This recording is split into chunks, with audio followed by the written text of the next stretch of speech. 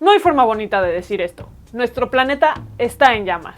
Hace algunos meses estaban los fuegos de Alaska, luego se incendió el Amazonas y ahora Australia. Los incendios más grandes jamás registrados comenzaron desde septiembre y no se han detenido. Así es, imagínate, desde las temporadas del grito de independencia que se están quemando partes de Australia. O sea, ya comiste pozole, le entraste a pan de muerto, pavo de Navidad, te atragantaste con las uvas, te salió el mono en la rosca de Reyes y Australia sigue en llamas. En este episodio te contamos todo lo que tienes que saber de los incendios de Australia.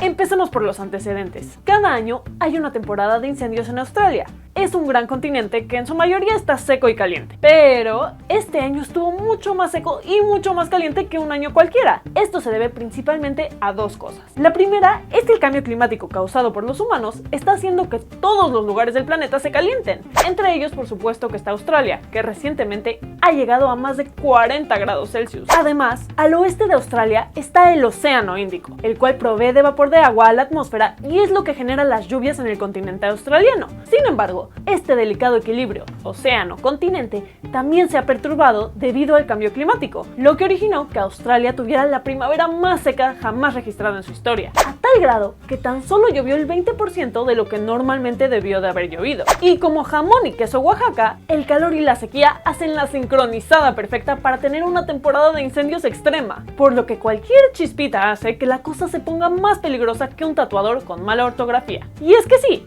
o sea, ¿por qué nadie lo vio venir? ¿Por qué nadie lo advirtió? ¿Por qué nadie es perfecto? Pues no, a diferencia de esto, la temible temporada de incendios de Australiana sí se vio venir y se predijo con una precisión tremenda. En el año 2007, el entonces gobierno de Australia encomendó un reporte que investigara las mayores amenazas que podrían afectar a la economía y bienestar del país. Y ese reporte, publicado en el 2008, tenía una sección específicamente de incendios forestales, que decía, y cito, "Nos va a cargar el payaso de una manera Bueno, no decía eso. En realidad decía, las temporadas de incendios comenzarán antes, terminarán más tarde y serán más intensas. Este efecto aumentará con el tiempo, pero debería ser directamente observable para 2020. O sea, neta que este compa debería ser escritor de Los Simpsons. Ni estos vatos lo pudieron haber predicho tan cañón. Y pues obvio, no faltó el morboso que ya lo contactó para ver qué opina de la situación actual. Buenas, disculpe, ¿usted qué opina acá de lo que predijiste? Y pues que no se te hizo caso, güey, nadie hizo nada. A lo que el doctor Garnaut respondió, me siento mal,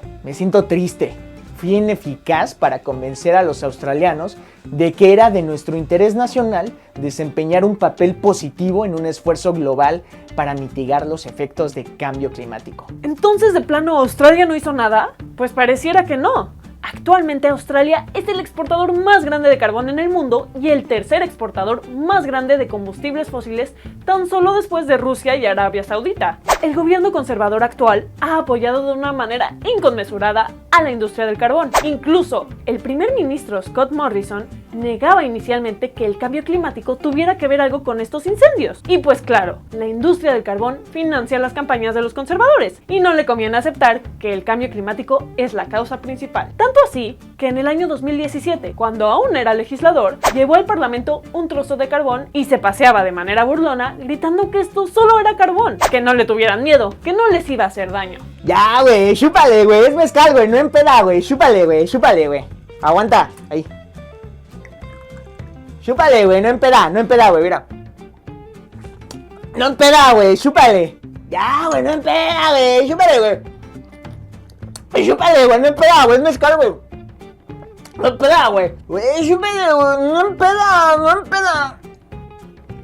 El mezcal no empeda. Y es que para algunas personas el único daño que de verdad importa es si daña su bolsillo. Porque mientras su país ardía en llamas, el primer ministro estaba tomando unas vacaciones en Hawái.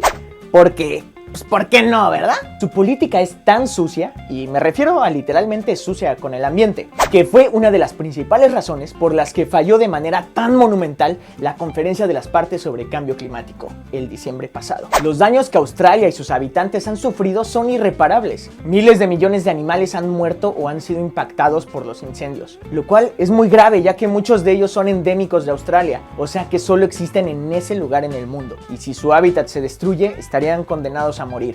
Y eso, que estas cifras no toman en cuenta a insectos y ranas, lo cual aumentaría la cifra en muchos ceros. Y es que son posiblemente estos animales los más esenciales para los ecosistemas. Pero también los humanos están sufriendo. Miles de casas han quedado hechas añicos y la población lleva meses respirando aire contaminado por material particulado. Estas son partículas flotando en el aire tan pequeñitas que ninguna máscara antipolvo las puede detener y penetran en tus pulmones y hasta tu torrente sanguíneo, perdurando dentro de tu cuerpo durante años con consecuencias que todavía ni conocemos del todo. Todo esto nos ha hecho preguntarnos cómo podemos ayudar a un lugar tan distante que enfrenta una amenaza tan inimaginable. Algunas personas ya sacaron el hashtag Pray for Australia y de hecho atribuyen las escasas lluvias de hace unos días a su cadena de oraciones. Otras personas abogan por soluciones más tangibles, como donar dinero a servicios de emergencia y bomberos. A decir verdad, en estas épocas de crisis cada quien ayuda de la forma que más puede y que le nace del corazón. Los incendios devastadores que hoy en día queman Australia son el mejor ejemplo de cómo la falta de voluntad política